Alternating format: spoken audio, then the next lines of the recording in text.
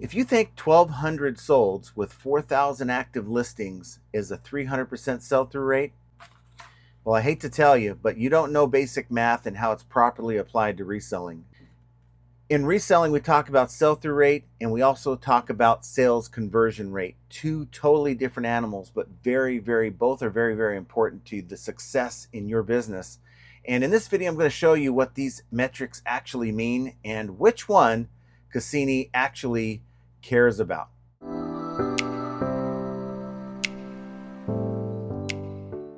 Now, there's two KPIs or key performance indicators that every reseller should know about. One is STR. We talk about STR all the time. What is STR? That's sell through rate. What that is, that measures, essentially it measures market demand and really inventory velocity for your product category.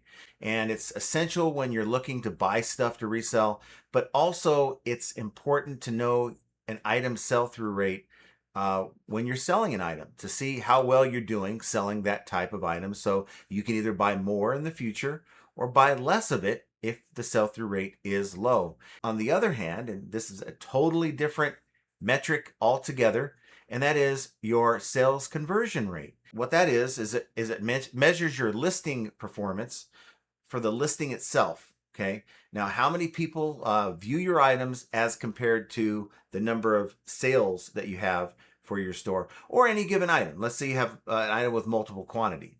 That is also a way to sort of measure the success of that listing. Now, unlike sell-through rate, which can be driven by a number of external factors, number one being the demand of a particular item, well, conversion rate basically is when the buyer is already in your listing, right? So either you get the sale or they click away. There's many factors unrelated to promoting or anything else. They're already in your listing. It's really about how effective is your listing to get that buyer to click on buy it now or add to cart.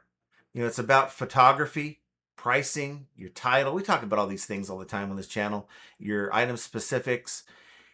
And guys, they're totally two different beasts. And in this video, I want to talk to you about each of them. So maybe not only will you have a better understanding of both of these things, but you'll know how to apply them to your business. And as a result, maybe even get more sales. So let's talk about sell-through rate first. Now, some will maybe recognize it as STR, but sell-through rate essentially gives you an idea of either an item's demand or velocity, resale velocity, or even your store's performance. Maybe how it's doing now, maybe as compared to before, or compared to maybe after you've done a markdown sale or added promoted listings to your items. It really is just a measurement of as compared to the number of items you have in your store, how many items have sold. Now, when I first came on this video, I talked to you about how some people think that 1,200 items sold with 4,000 items listed is a 300% sell-through rate. And that's not the way it works at all, guys. You cannot sell more than what you have listed. Just not possible, not physically possible. Now, let me just give you an example here. Let's say you have 1,200 sold with 4,000 active listings, okay, over a 90-day period. Now, that's what I'm talking about right now is a 90-day period. You could take any period that you want. Could be 30 days, could be a year if you have that type of data. So just for simplicity, where most people can pull up the 90-day solds, let's just look at that, okay, to help you calculate this. Now, a caveat. Now, when we say 4,000 active, that's assuming it's been pretty steady over those 90 days, okay? So if you had maybe at the beginning of the 90-day period 2,000 items and then, you know, using AI listers or whatever got your store up to 4,000, it's going to be a bit trickier and you're going to kind of give a guesstimate of maybe the median number of listings you had from the beginning to the 90th day. So it might be 3,000 listings is what you use, even though you currently have 4,000 listings. So what you do, and this is where a lot of people screw up, you cannot ignore, oh, by the way, before I get to the equation here, if you have a lot of items that have multiple quantities, so multi-quantity listings, yeah, it's going to be harder to accurately figure out. Now, if you have one or two listings in your store that's multi-quantity, maybe a variation listing, or like you have that one item you sell for $40 that you have 100 of, yeah, it's going to be harder to figure this out. I mean, it'll give you a ballpark figure, but it's not going to be as accurate. Now, a lot of people forget about the solds when they're trying to figure out the number of actives. Now, here's the deal. If you have 1,200 that's sold, 4,000 active, over a 90-day period, you really had 5,200 active, and 1,200 of those sold. So those dropped off of the active and become sold listings. That doesn't mean that you don't count those as active. So the true formula here is you take the number that's sold, in this case 1,200, and you divide it by 5,200. That's the 4,000 active that you see, plus the 1,200 that has already sold, that were at one point active. And that will give you a 23% sell-through rate. That's the accurate calculation. Now, based on those numbers. Now, again, it's still kind of fuzzy math. It's not going to be perfect, but I think it's going to give you your good enough. I mean, do you really need to have to the actual decimal point your sell-through rate when you're trying to just get an idea of how an item will perform or how your store is doing? It basically will kind of give you an idea of if an item is outperforming its category. eBay will give you the ability to look at categories that you sell in through product research. And as you can see here, there's, shows the different categories and the sell-through rate, the average sell-through rate for that category. It's a simple tool you can go to. It usually will give you categories that you sell in so you can get an idea of, is this a good category to sell in or not based on that number. If that number is not in double digits, it's probably not the best sell-through rate item that you can find. Now, let me tell you something here. Certain things can drive sell-through rate, like your markdown sale, how you promote, or if you do not promote at all, because again, it's driving traffic to your listings that eventually get the sale. Okay. And then, someone who doesn't promote on eBay, I hate to be the guy, but I'll tell you, if you don't promote on eBay, you're not going to get as many sales for the same type of item that someone else is promoting. Okay. And their sell-through rate is going to be higher than yours as a result. And that's not the rule, because there are some categories it really doesn't matter if you're promoting or not because you're selling one-off items. But for the most part, promoting in 2026 is essential for most things on the platform. It's just the way eBay has it set up, whether you like it or not. And if you're looking to increase your sales, you really need to look in to promoting on some level if you want to be competitive. But just know it has nothing to do with the next metric I'm going to talk to you about, even though both of them give you an idea about sales velocity. It's a different metric altogether when we talk about sales conversion rate. That's right, sales conversion rate. Now, sales conversion rate is simply the measurement of how effective or how optimal your actual listings are. The way you measure it is it's the number of sales divided by the number of views for your store. For the most part, that's what eBay calculates. Mine sits somewhere around 2.5 to 3% when I'm really doing good, but usually around 2.5%. And the way you figure that out, sales divided by listing views, you can do that per item, you can do that per store. And, anything between 1 to 5% conversion rate is somewhat average on eBay. But of course, the larger that number, the closer you can get it to 5%, of course, the more optimal your listing is. Now, when I say optimal, what do I mean? Well, it has everything to do with the quality of photos you use, your price. Buyers are very price sensitive, especially right now in 2026.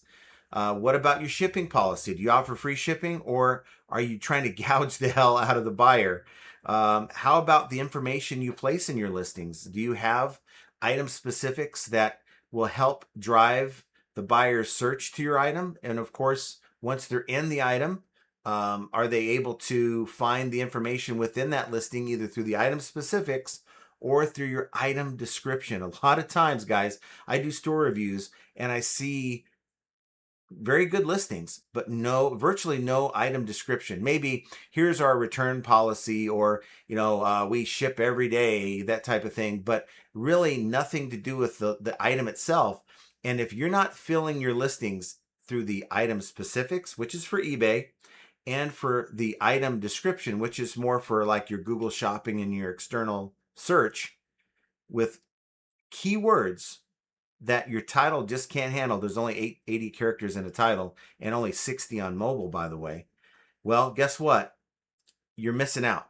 So if you're not filling your item description, I'm not saying keyword spam either. That's not the best way to do it, because eBay will track that. You don't want to put any relevant words. But if you have, and this is why using AI to drive, even any LLM, Chat GPT, Grok, you name it, you can tell it, hey, here's this item. Give me a nice looking item description packed with keywords for this, and it will usually do a good job. That data is so valuable because how many times have you received a message from a buyer on a listing and they're asking questions? Can you tell me the measurements on this thing? Can you tell me if it's compatible with this thing?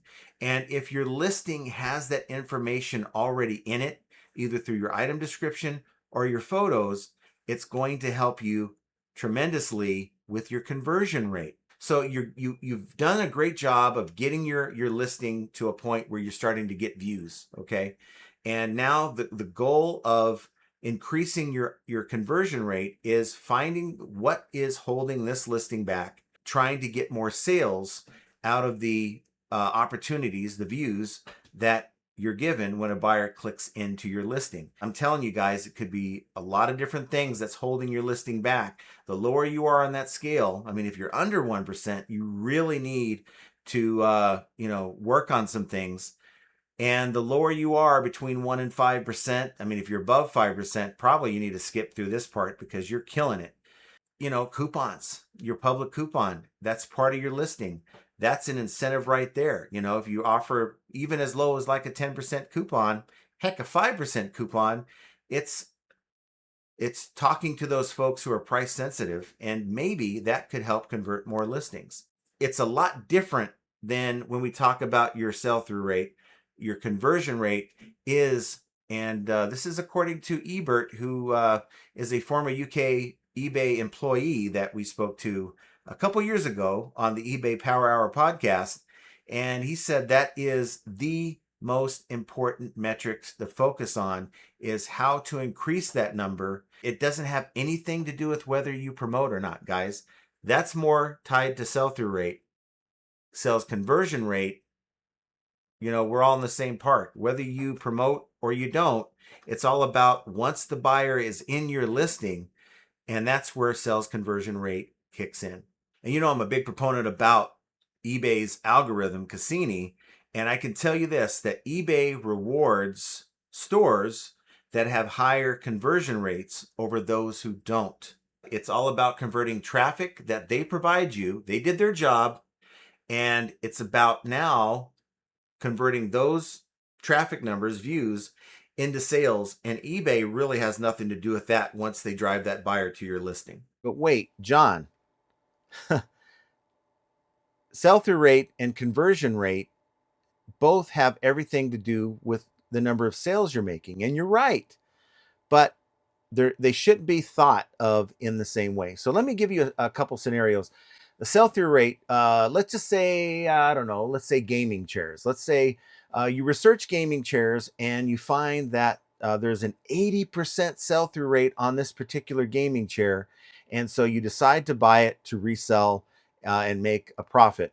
You buy it, you get it home, you do the 100-yard dash past your listing when you're taking your photos, and you decide you're going to price this thing, like overprice it. Guess what happens? You end up with a 0.5% sell-through rate on that lot of gaming chairs that you bought because your listing is not optimized. And frankly, with bad photos and bad pricing. That's a horrible combination. It's just a terrible listing, and it's not help. You're not helping yourself with a non-optimized listing like that. So you can actually take a solid in demand item and actually hurt your sales because you're not doing your job. I mean, you did your job. You bought a good item to sell, which is what we tout on this show, but you didn't follow the processes to set up a listing that was optimal, and instead you have a listing that people may have clicked into, but because of probably the price and they couldn't figure out what the hell model chair this was because the photo's that bad, they clicked away, and that's exactly what eBay does not want you to do. So to put it all together, sell-through rate, sales conversion rate, how do you utilize these things for your business? Use sell-through rate for product viability. Is this product worth buying to resell? I think that's the big one. I think sometimes we just need to walk away from a bad buy, but yet, we're caught up into maybe using the AI listing tool of choice to get as many items up, and we're loading our stores with low sell-through rate stuff. So my advice, and look, if I was giving myself advice, this is what I'd say. Don't touch anything under a 30% or maybe 40% sell-through rate unless profit margin justifies your waiting, because the lower the sell-through rate, the lower the less chance you're going to sell it fast, and you're going to more than likely wait longer than you should. You have your cell phone, check the 90-day solds, check what used to be called TerraPeak, which is now in your app as product research. That's going to prevent you from making some purchasing mistakes if you're utilizing that data. After you list, you want to track your conversion rate, okay, in the Seller Hub. So you go to sales, you go over to, I believe it is traffic, and then go into the traffic report, and it'll tell you what your conversion rate is. Now, if that conversion rate is low, I'd say under 2%. On the low range, 1 to 5 is average. If you're on the low side of that, you might want to look into fixing your listing. And there could be, because again, you got to think about it like this. We don't care about sales velocity anymore with conversion. We're looking at how do we retain the views and turn them into sales. And that could be your price. And a lot of people, that's probably the first place to look. The quality of photos or the amount of photos, your title. I think it's really, really important, your title, item specifics, and item description in that order. And then at that point, like I said, sell-through rate doesn't matter because the view is already there. How do you convert that view into a sale? So again, sell-through rate is, should I buy this? And conversion is, am I selling this right? That's kind of the best way to look at it. And then I'm going to challenge you here. Pull up your lowest converting, look up the report. It'll show you your conversion rate, and pull up those lowest converted listings this week and just try to fix the listings, optimize the listings. And don't confuse research metrics with performance metrics. They're totally two different things. Research metrics and driving traffic is sort of sell-through rate. Conversion rate is once the buyer is in the listing. Now, if you want to hear about how I apply what I call smart volume and my strategy in developing a high sell-through rate and a high ASP, which is average sale price store on eBay, then click. It's going to be here somewhere. And until next time, flipping ain't easy.